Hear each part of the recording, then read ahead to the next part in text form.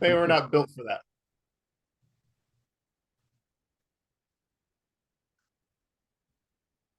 We can continue to chat for a couple more minutes. There's a couple people still coming in, I think.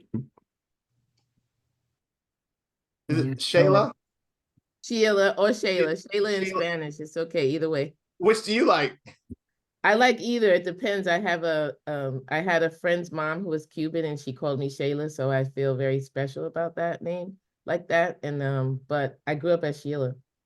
What is the mural next to you there? This is a piece I made. It doesn't have a name, but it says freedom and collapse, liberation, or collapse by force or by will. My ancestors made it possible. Water, breath, river life. Where are we collapsing? Harm and healing and resistance. Wow. Wow, great. I'm getting the life, and I love it. Mm-hmm. Thank you. Thank you. And who painted it? Me. Wow. Sheila is multi-talented. Definitely.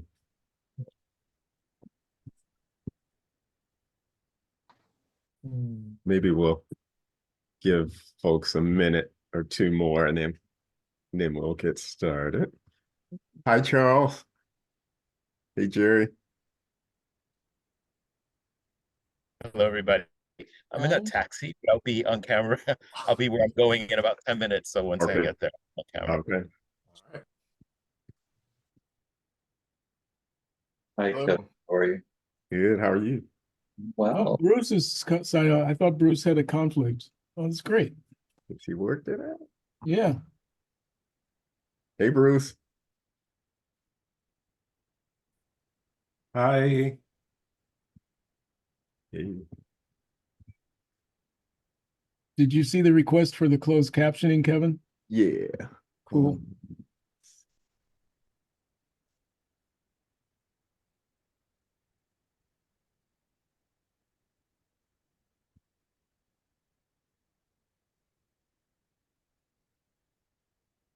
I'm also going to try to make it to the Leslie Lohman reading, which I guess is at 4. Yes, at 4. Yeah. Yeah, I have a reservation for that too. I just don't know. I didn't sleep well last night, so I'm not sure if I'm going to do both. Yeah. Kat, do you know how to start the captioning? I see the options, but I don't see it. It's on. It's on. Okay. Okay. Guess I started. I don't see it. Oh, each person has to turn it on, right? Yeah. Okay. Well, it's a couple minutes after 2, so welcome everybody. And as you know, this is a discussion with Rasheed Newson of his book, My Government Means to Kill Me. And this is Other Countries Writing Collective is the host of this event. And I'm going to turn things over to Damon Evans to give us a brief introduction of Rasheed, and then we'll turn things over to him. okay. Well, first of all, Rasheed, thank you for doing this. I really appreciate it. I just threw it out there to you. It may surprise a lot of you to know, Rasheed and I have never met. We have communicated over line for about 2 years now, I think. Yeah. And I was immediately drawn to this book because I was 17 years old the first time I went to Mount Mars. And also, one of the events in the book actually happened to me. But I remember you said something to me, oh yeah, I'm working on something and I want to know what it's like for you as a Black gay man in Hollywood, and how did you and Sherman get along? And I said, Rasheed, it was a job. It was a job. At 5 o'clock, we all went home. You know, I'm sorry to disillusion you. Anyway, thank you. Let me tell you a little bit about Rasheed. He's the author of this book, which I love, and I'm giving it to my goddaughter's mother's today. And it examines the political and sexual coming of age of a young gay man in New York City during the mid-1980s. The novels was a Lambda Literary finalist for gay fiction and was named one of the 100 notable books of 2022 by the New York Times. Rasheed is also a television writer, producer, and showrunner. Along with his television writing partner, T.J. Brady, he co-developed and is an executive producer of the drama series Bel-Air. Rasheed and TJ have also worked on The Chi, Animal Kingdom, and Narcos, among other drama series. Behind the scenes, Rasheed has been a significant partner to organizations working with both racial justice and LGBTQ thriving, including GLAD and Trevor Project.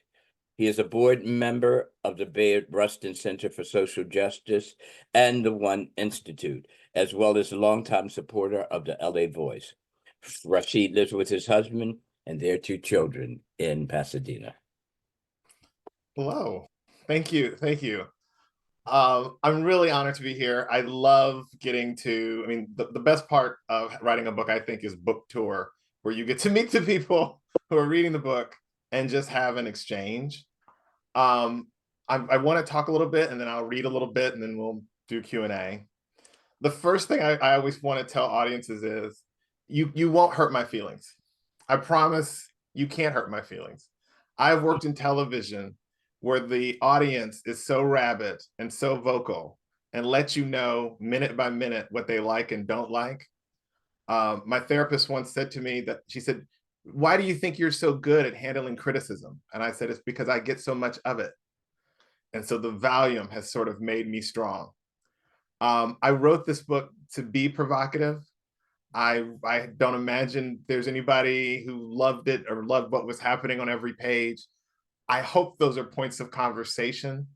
People may not always like what I do, but I tell them I always have a reason for why I'm doing what I'm doing. Like I can tell you what my thinking was.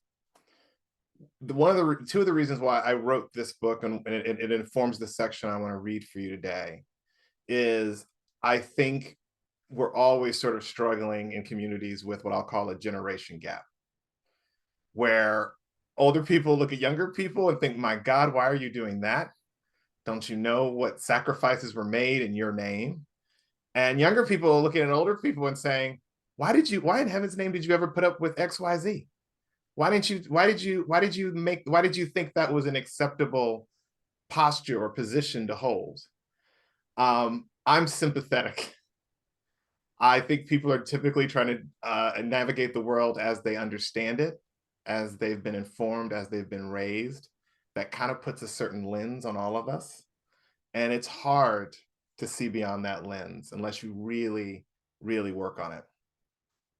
One of the things that became an impetus for me to write this book is I work in television, and they're always, I don't want to call them kids, they're always young people who are fresh out of college coming into the business.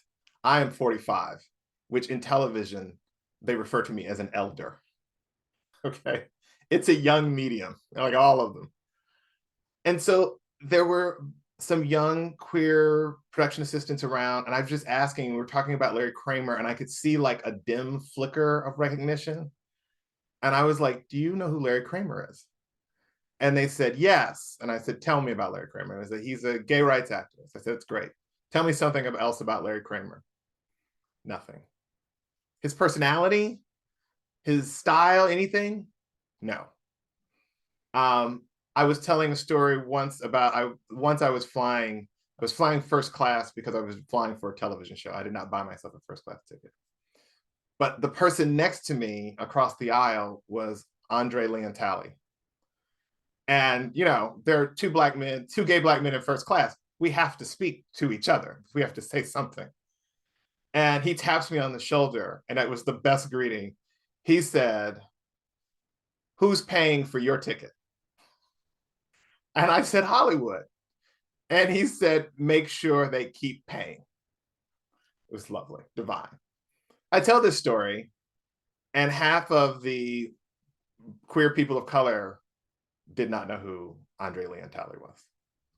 You know, this history, it can slip through your fingers so fast.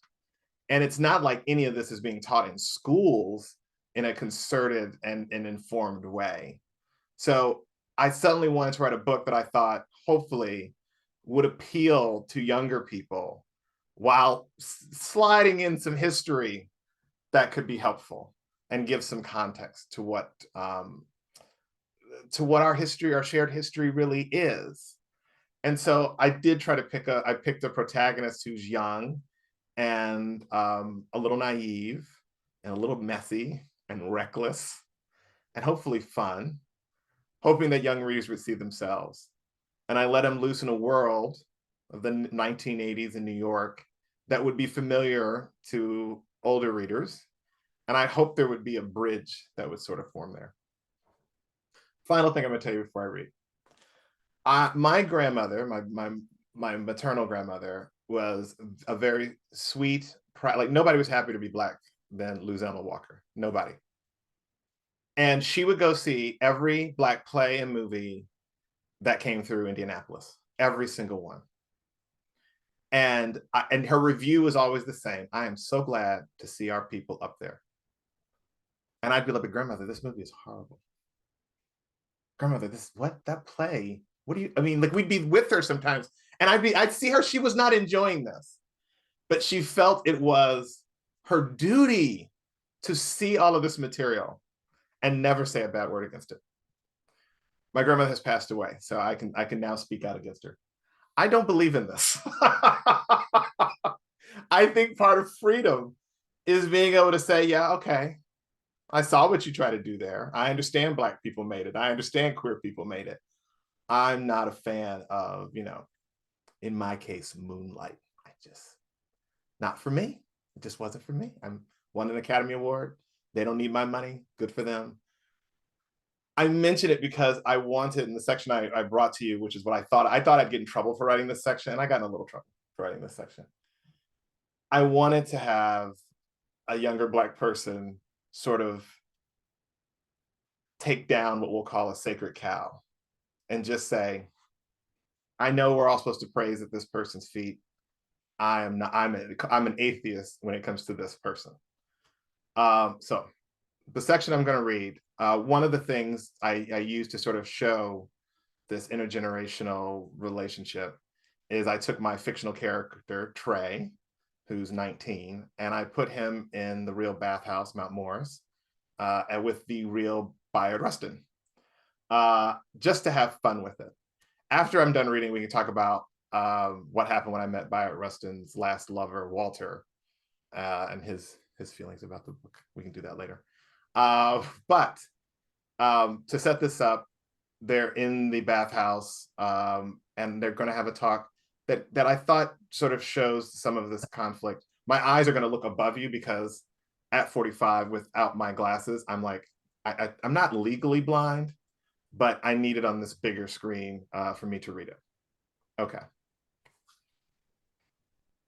I entered the break room, and there was old Rustin attempting to rock the vending machine side to side. I could see why. He'd paid for a Snickers, but the spinning coil in row C5 had failed to release the candy bar. Rocking the machine was the cheapest solution. The other fix was to put another quarter in and repeat the selection. The first candy bar would surely fall, and the second one too, if you were lucky. Rustin, let me help you, I offered. I'd kindly appreciate it. I retrieved the quarter from my coat pocket and moved to deposit it in the vending machine. Stop, said Rustin. Don't put any more money in that contraption. I don't mind. I do. I paid already. It should give me what it owes me. Okay, why don't we rock it together? I pushed on one side and Rustin shoved the other side. We had the vending machine swaying and striking the floor with a rhythmic bang until the candy bar dropped. Rustin hooted and slapped me on the back. Thank heavens you came along, he said. I'll tell you, things were better before they installed that big vending machine. They had a fellow who sold sandwiches, apples, and Pepsi Cola. You didn't have to shake him to get what you paid for. Nice fellow. He lost his job to the machine. When was this, I asked. 1967 or 68? Astonished, I asked, how long have you been coming to this sex pit? Rustin sighed at the thought. Let's see. Jimmy's the one who first brought me. He'd heard of Mount Morris, but I'd heard of Mount Morris, but I wouldn't have had the nerve to walk through the door in those days if Jimmy hadn't pressed me to join him one night. I think it was after he returned from Paris, so probably 58, although it could have been a year or two later because Jimmy used to read to me whenever he was working on something, and I distinctly recall hearing the first half of Another Country in the sauna. Rustin leaned against the vending machine and started to eat his Snickers. My mind went into overload. Jimmy, Another Country, a month, my mouth fell open and Rustin noticed.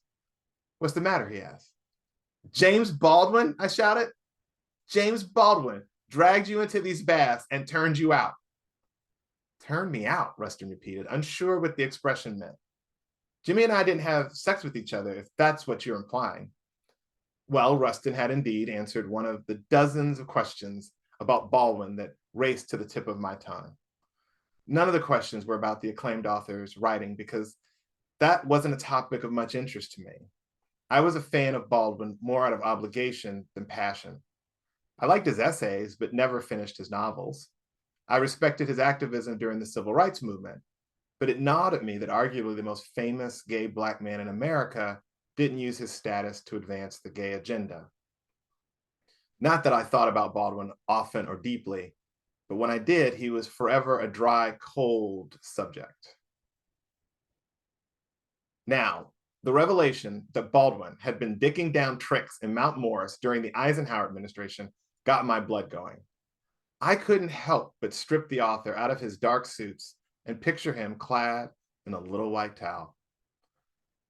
In an unabashed torrent, I asked, when's the last time he came down here? And what's he like on the prowl?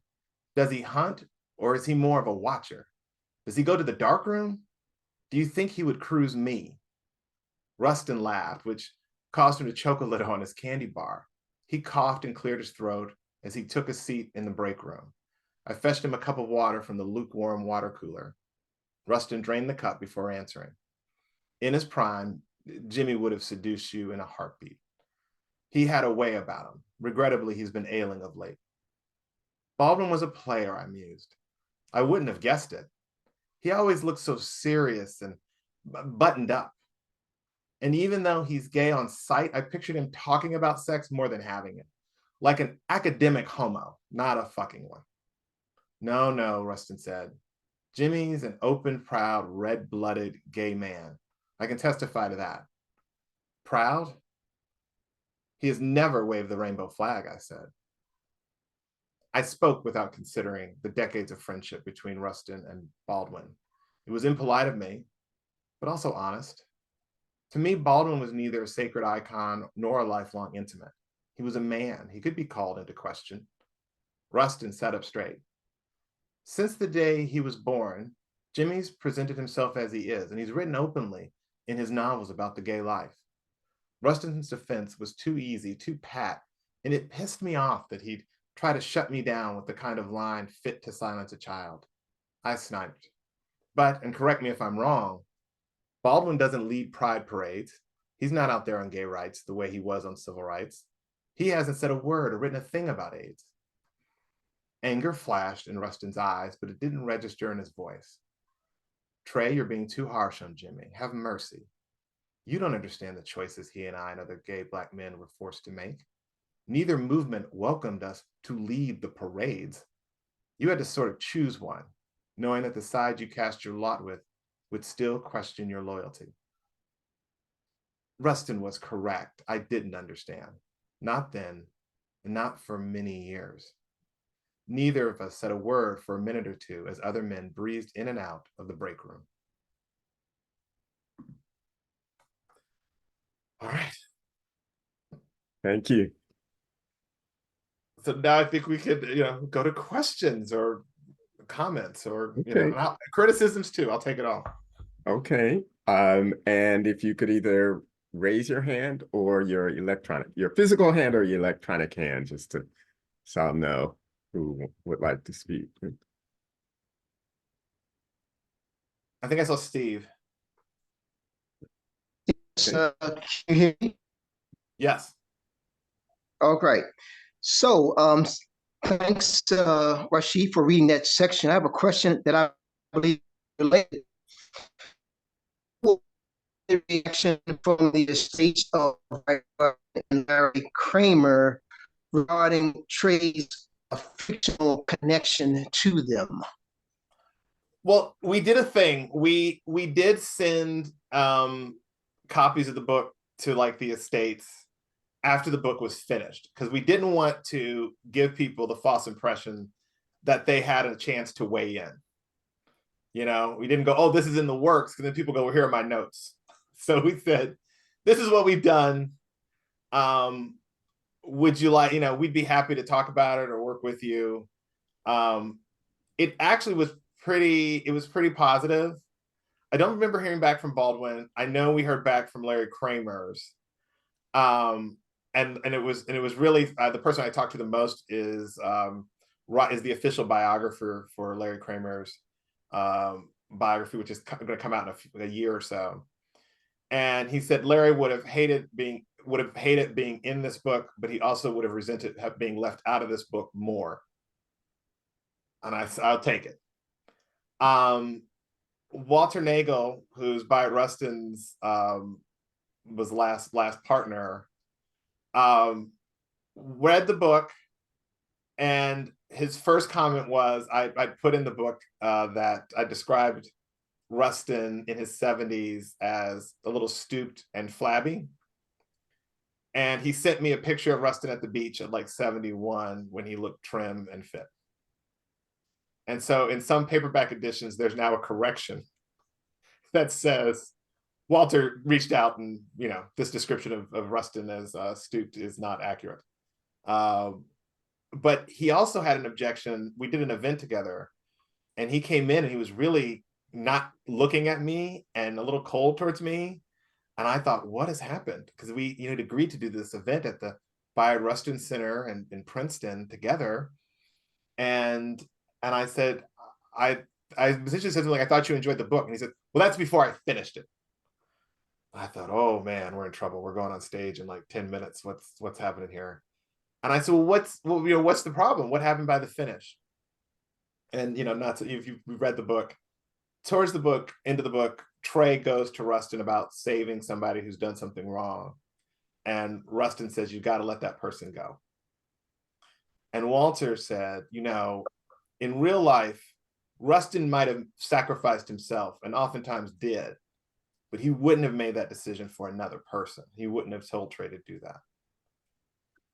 And so I said, well, from a story standpoint, I need my hero to leave his mentors and go off on his own. And let's just be honest. There was never going to be a chance that the fictional version of Bayard was going to be as good as the real man. And I literally saw the tension just leave Walter. He was like, okay, that's right. This is fiction. This isn't really him. It's a version of him. And that served the story. And I said, when we go out there, you should say that. Like, tell the people that. Like, hey, I liked this, I liked that, but this is where I don't believe it would happen that way. That's part of what should happen here. That's part of the discussion. So those are the three estates I can remember responding back. I hope I answered that one. Thank you. Felix, and then Charles. Good afternoon, everyone. Again, I want to thank, first of all, Robert for inviting me to the group. I hadn't been in one of these in a very long time, and it's great to see a lot of familiar faces. So first of all, I loved the book, and congratulations. And I love the selection of what you read, because that was one of the things that I loved the most, was the relationship that existed between Bayard and him.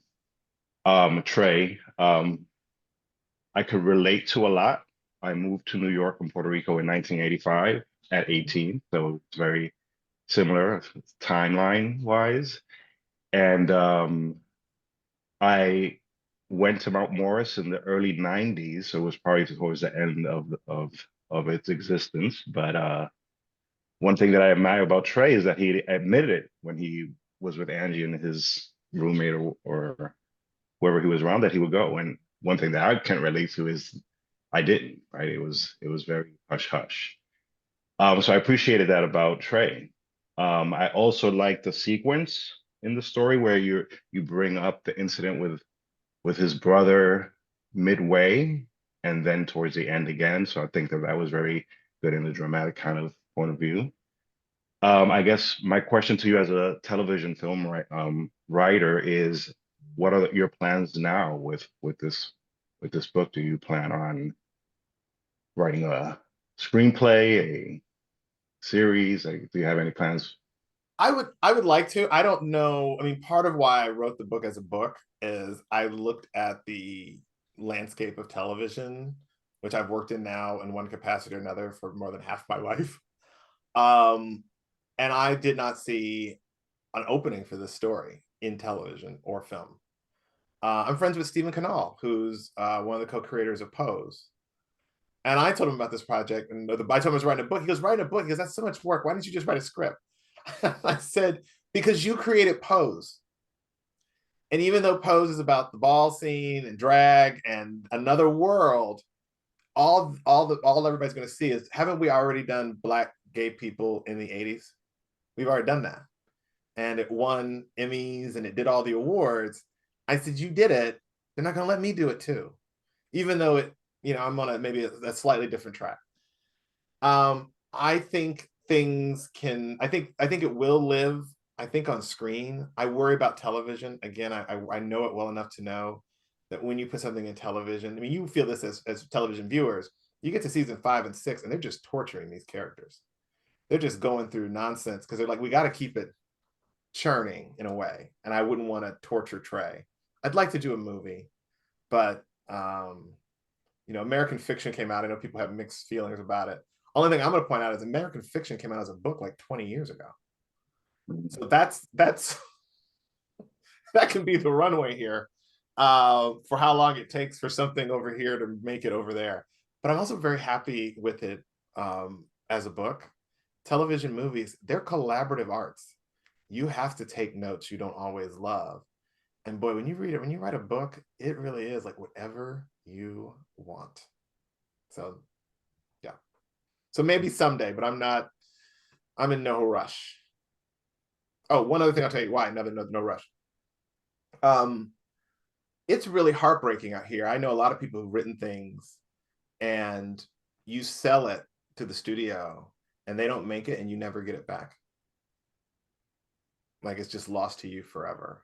And I don't, and I know a lot of times they like to buy things from Black people and queer people so they can put in their press release, look what we did, and they're never making this. And so I didn't want that either. Thank you. Charles, and then Kat, and then Robert.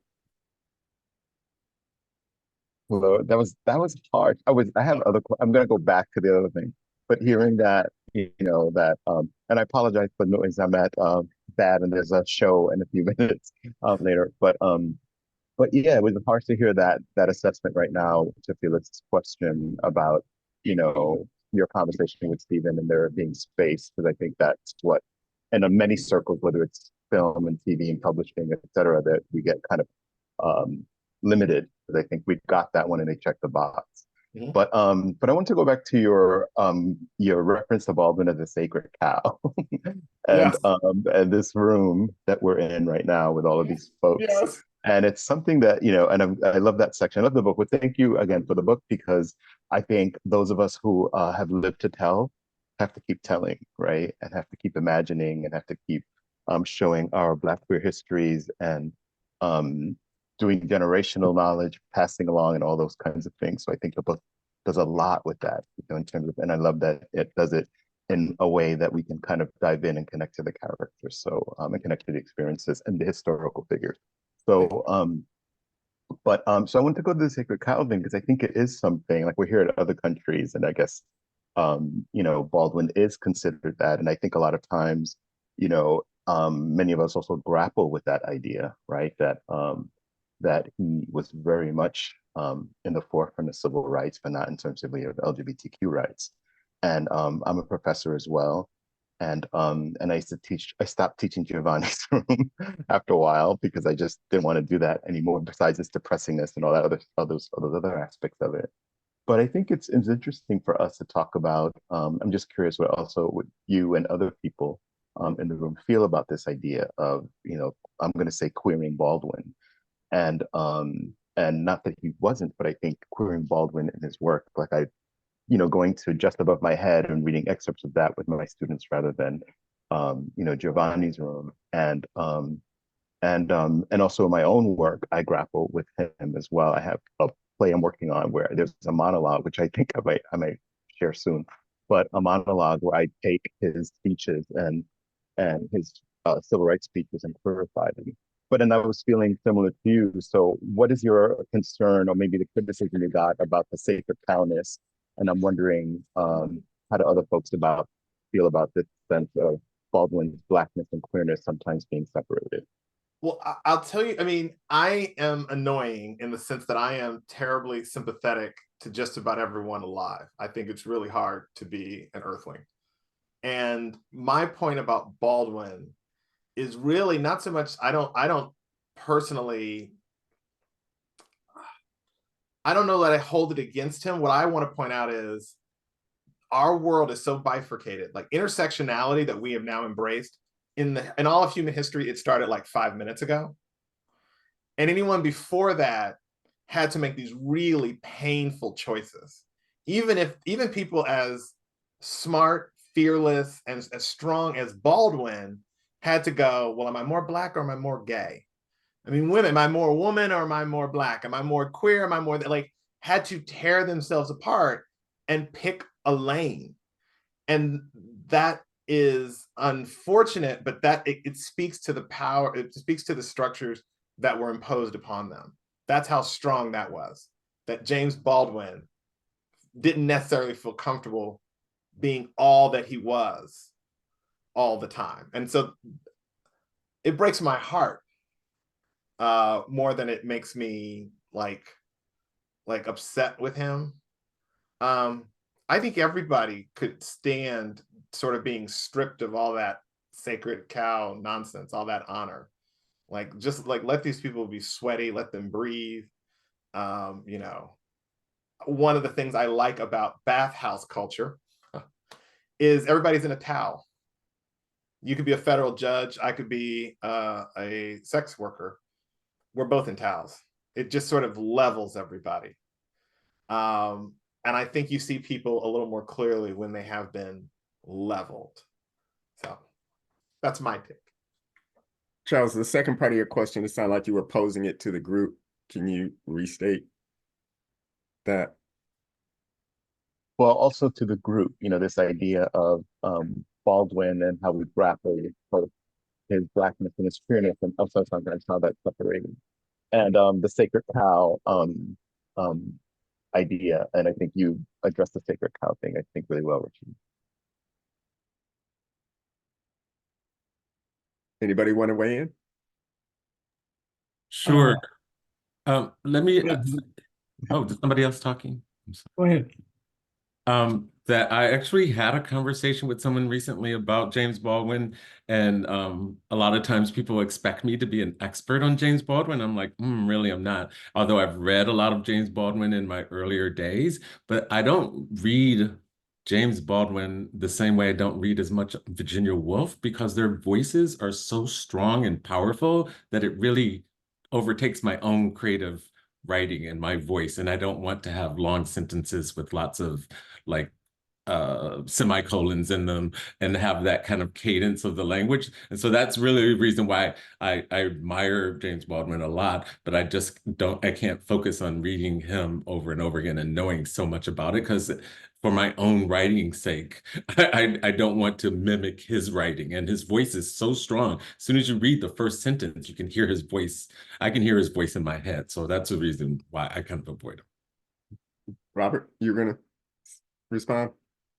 Yeah, thanks. I was gonna say just two small things. I don't see James Baldwin as a sacred cow. I see James Baldwin as someone on the road ahead of us. And when I've looked at some of the public domain footage of him talking with students, he pretty much says he's not, people know his name, but people need to see other Black cats. It's his words, verbatim, other Black cats. Just an ordinary Black cat and not just Jimmy Baldwin. He was sexual. We cruised each other once. And I didn't even recognize until I was halfway down the block that I'd just been cruised or just cruised James Baldwin. And yeah, Just Above My Head is my favorite. I know that Giovanni's Room is the one that gets a lot of attention, probably because it's skinny, but maybe because it's international. I don't know. But Just Above My Head is my favorite. Though it's not easy reading. So that's all. Anybody else want to respond to that? Alan. Wait a second. Okay, here we go. I just wanted to add something that, well, first of all, I was fortunate enough to work on other countries' first journal. And one of the things in the journal is one of the final interviews with Bayard Rustin. So through that connection and being good friends with Redver Jean-Marie, who had interviewed Rustin, I had dinner with he and Walter way back when. And one of the things we talked about before going to dinner was the Langston Hughes biographies that are out around that time, Arnold Rampersand's biographies, and the criticism that was circulating that Hughes wasn't out as a gay man, and he certainly could be. And there were any number of people who knew him who could confirm that he was a gay man, and that the Hughes estate was pushing back against that idea. And one of the things that Mr. Rustin said at the time was, and I heard it echoed in this earlier conversation, is that it is, I'm not sure if you use the word unfair or inappropriate or just wrong-headed to judge someone outside of their history. So I've always carried that with me when I look at the people who have gone before us and the work that they've done. So that's all I'd want to add to that. But I was also curious about the insight into Mr. Rustin's sexual habits at the bathhouse. I mean, where does that come from? It comes from his arrest here in Pasadena in the 1950s. I've actually been to the spot. It's like there's a playground there now. My kids sometimes play there. He was arrested, and this is my favorite part of the story. It wasn't just he was cruising, but he was arrested with 2 other men. So it was a threesome, and I remember just when I saw that, what it did for me was really kind of liberating, because when you think of civil rights leaders or something, it's very hard for us to think about them as sexual beings. And I'm like, but mama and daddy had needs, something else they had to have somebody in the middle of the night. And so it was liberating in that sense. And I was afraid when Walter came around, I was afraid that one of his criticisms was going to be like, what, you got my man in a bathhouse doing this and he's participating. And all that man said to me was, he was actually trim into his 70s. And I took that as okay. You're not going to object to the other stuff? All right, I might be onto something. Going to go back to our queue here. So Kat, Robert again, and then Sheila. Yeah, this should be really hard to get where I am. But I have a question with the also for the very rich conversation. I was just curious about the role of the archive or research archive or archival material that maybe informed your process in writing the books. If it did or did not, or how you maybe use the archive in yours. I am an archive addict. I have to stop. You have to stop yourself and start writing this thing, because you could just go on and on and on digging into it. And it's also, I think, one of the benefits of writing about anybody in the second half of the 20th century is there's so much material, audio material, visual material. Dorothy Cotton did like a 2.5-hour video for the Martin Luther King Library. And for my purposes, that's something, I live in LA, we're in our cars a lot. I think a lot of people listen to podcasts. There's a podcast called Making Gay History. They have interviews with Larry Kramer, Bayard Rustin. I would put that on. And what I was trying to do, because I'm not like, you don't want to try to, it's too hard to mimic, but you're trying to get a sense of people's cadence and rhythm and the way they think. And I would listen to hours and hours of that and try to let it wash over me. And then again, so you don't end up in a loop, try not to go back, because you could try to, like, you could never stop if you're not careful. Things that are online.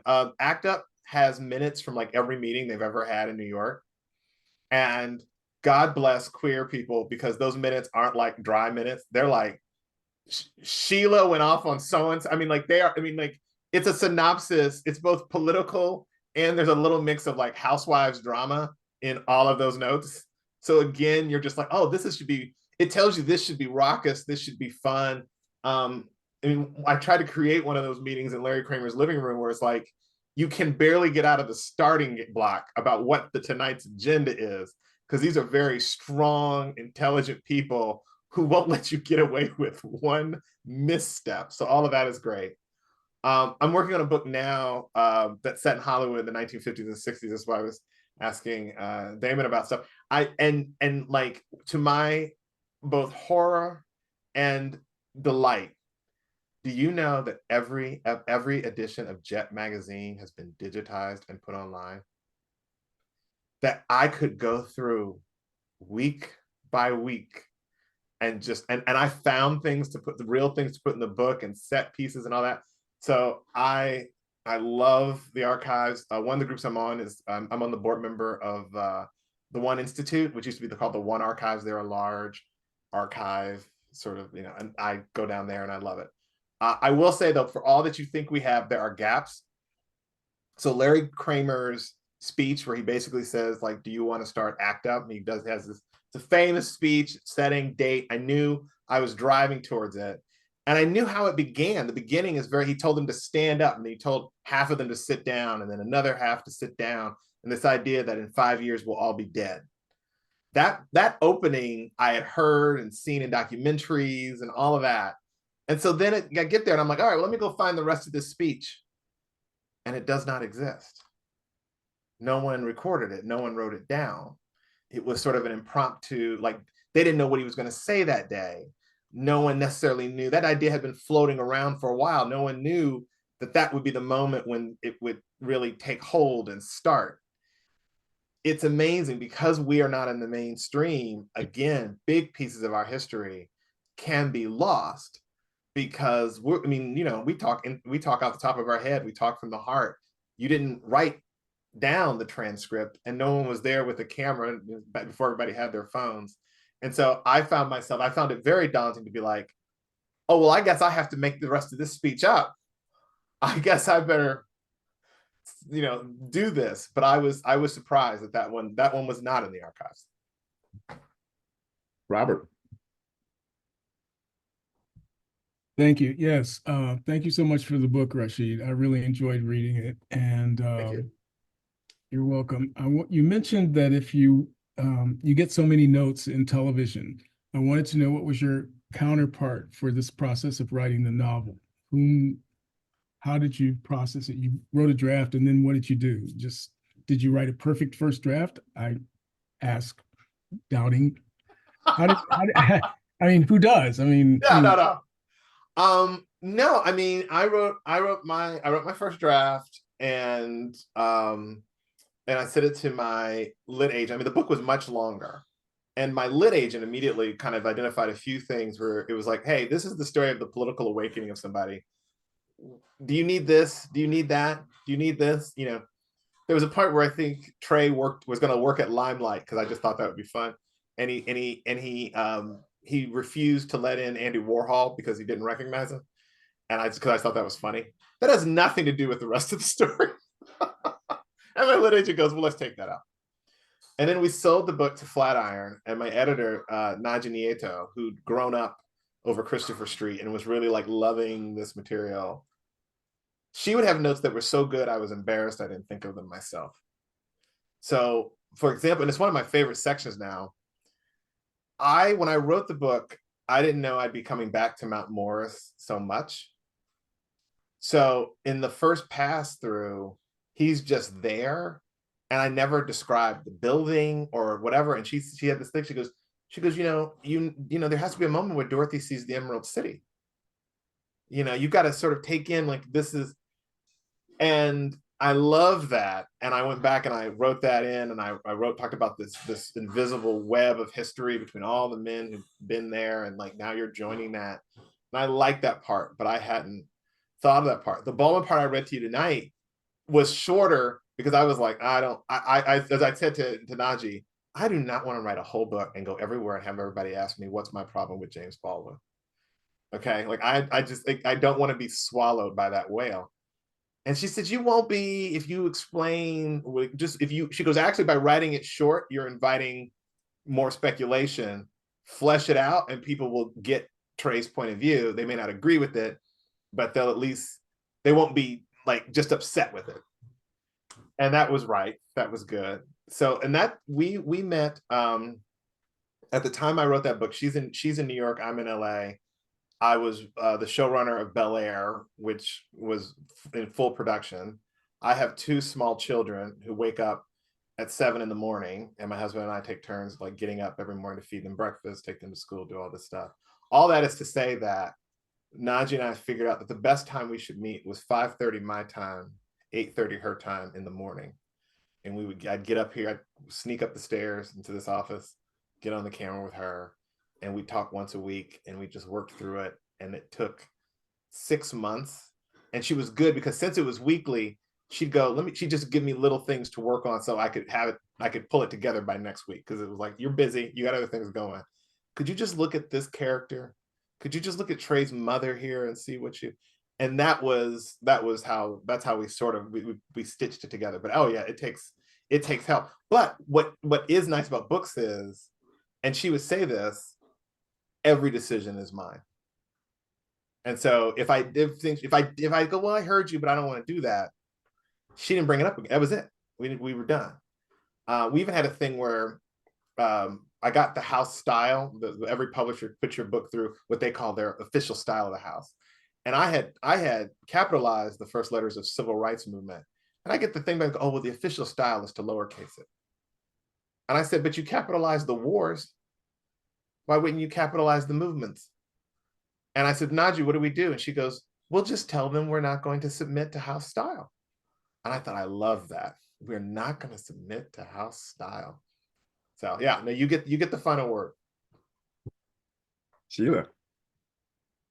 Oh, it's been so far now time since I raised my hand, but I just wanted to say, I was thinking like when you utilize real people and do fiction with them, like I just feel this sense of like a responsibility, and yet listening to you talk about like not wanting to, the sacred cowness of, James Baldwin or anyone in that matter, like how people would respond to you. And I was just thinking, I interviewed James Baldwin when I was 17, and then I met him again when I was 20 something, 2 very different conditions, but like as powerful as I felt he was as a writer and what it meant to me, and I wasn't conscious, at least when I was 17, enough of my queerness, right?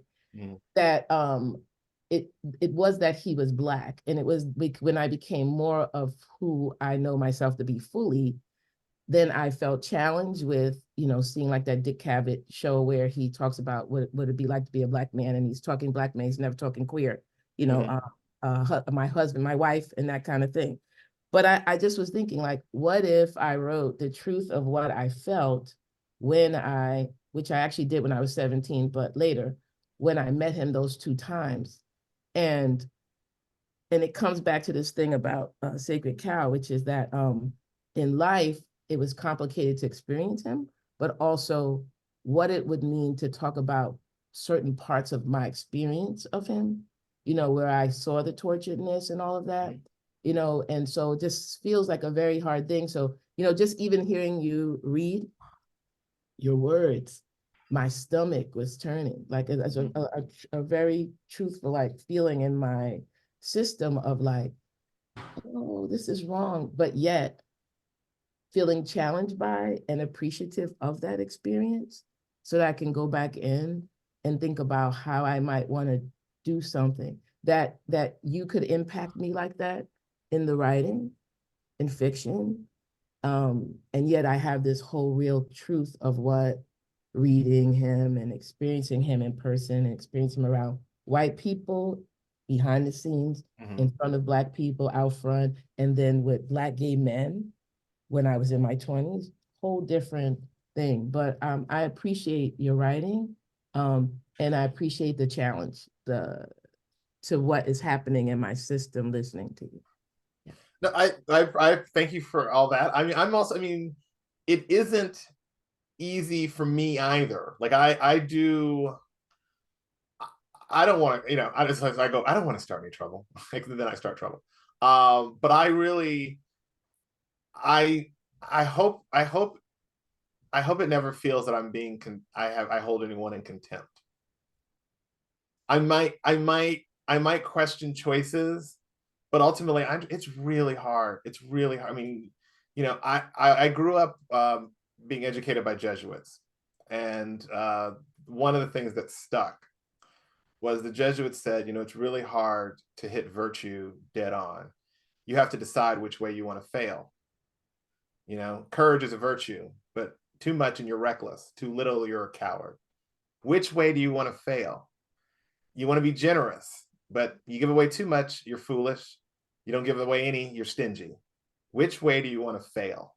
And so I tend to look at people and assume that when I see them making a choice, they're trying to just lean in a certain direction. And I can understand that. Steve? Well, Steve's on mute. You're on mute, Steve.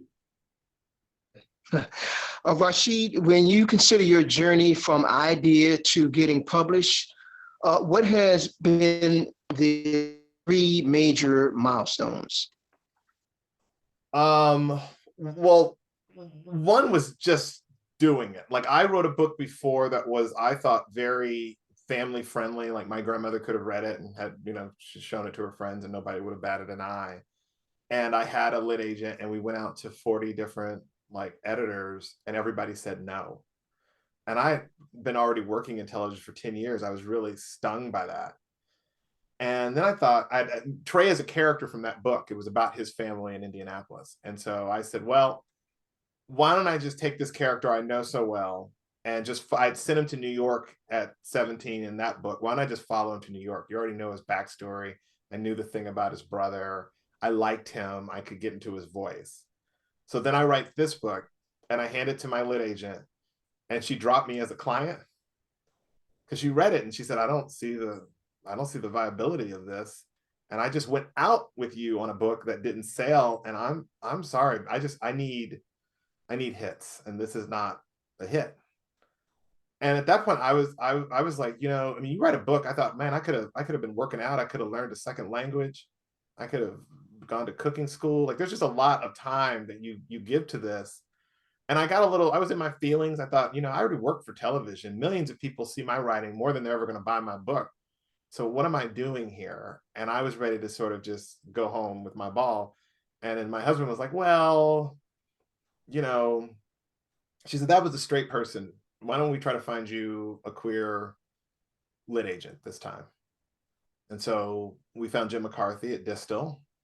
And he got it right away. He was like, oh my God. He goes, and I was like, and I remember asking in this way that's so pathetic. I go, oh, Jim, do you think there's really a place for it? And he's like, there are 7 people I could call right now who I think would love this book. And so Naji being one of them at Flatiron, he sent it to her. And I think she got it on a Monday. She called him back that afternoon, asked to meet with me Tuesday morning, and then bought the book on Tuesday afternoon. So that was good. I mean, like, but when I think about those milestones, one was just like having a book that didn't sell and going, okay, well, I'm going to write another whole book that no one asked me to write and see how that goes. Number 2 would be giving that to my lit agent and having my lit agent drop me as a client. And I'm like, God, she's worked in the business 20 years. I mean, she says there's no space for this book. Maybe you should listen to her. And then 3 would be my husband going, you've already written it. would it kill you to write a query letter and just see if anybody else wants it before you quit? And I don't know if you guys have been, how many of you are in relationships. I say sometimes in relationships, you do something just to show your loving spouse that they're wrong.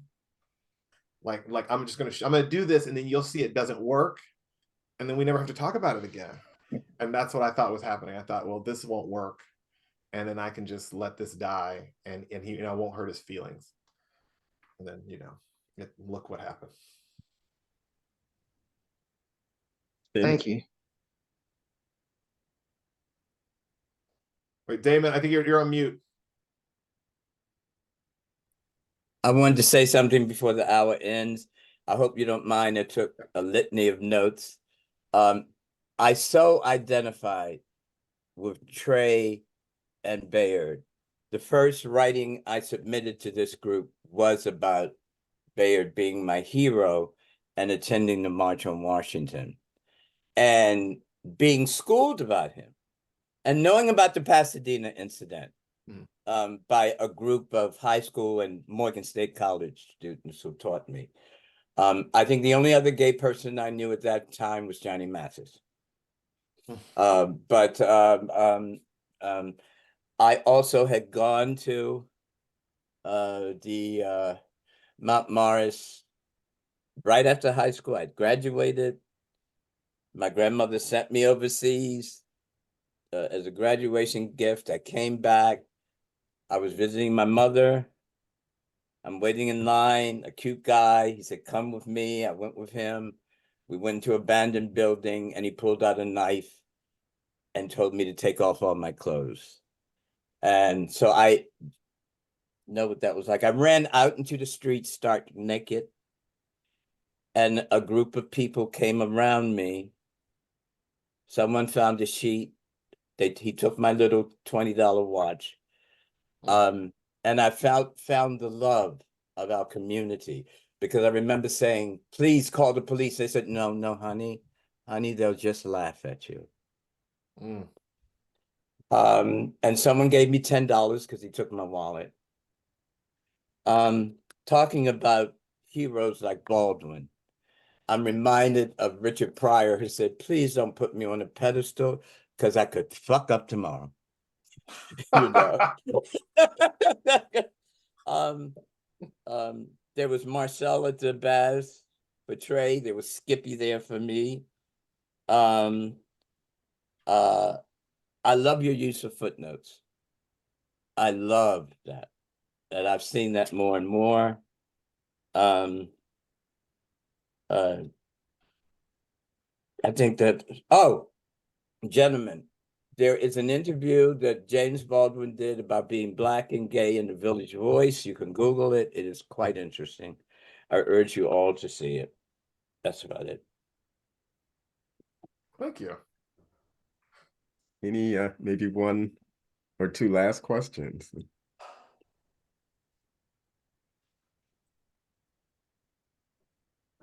While you think on that, Kat, do you want to talk about your post in the chat? Starbucks on Canal Street. I don't know. To be a great place to duck in. Can you stay close to the mic because you're going in and out? Yes. Can you hear me now? Yeah. Okay. Yeah. So I'm sorry, I'm in a very loud spot, but I wanted to just about the links that I dropped in the chat. Both Kevin and Robert were part of the very first in-school seminar, and it was on other countries, Black Gay Voices. And basically it is a writing and reading where we focus on the first volume and Sojourner, as well as other archival related Black queer writing.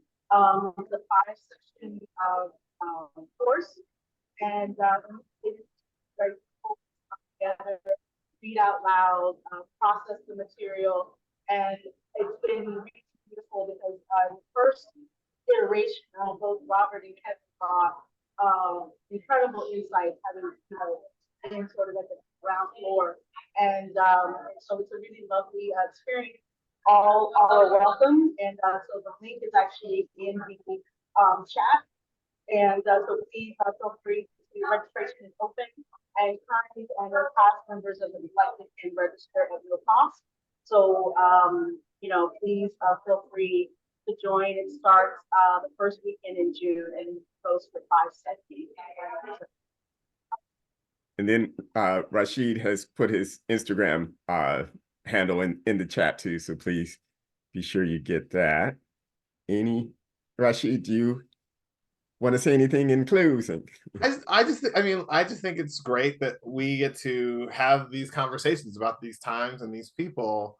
You know, it's unfortunately, I think, incredibly rare that we get to sort of dig into the past in a way that isn't hopefully not painful. Like, nobody's trying to blame anybody for anything. It's just like, hey, why don't we look around here and see what we have and hold it up to the light. I've really enjoyed that process. I mean, it is one of the great gifts of having a book in the world. It's like suddenly you have something you can talk to people about and hear their stories. And so I appreciate all of you taking the time to read the book, taking the time to log on this morning and chat with me. Thank you. Well, thank you so much. I really enjoyed the book and really appreciate you sharing your time with us today. And for everybody who came on, thank you. And I'm sure we'll be doing this again soon. And we recorded this, so I will post it on the Other Countries Facebook page. So if you call me when you come to New York. Yes. Speaking of, that was I almost forgot to thank Damon for making this connection. And so thank you so much, Damon. So Rasheed, again, thank you so much. Thank you. Thank you. Thank you, Rasheed. Thank you. Kevin. Take care, everyone. Thanks for hosting, Kevin. My pleasure.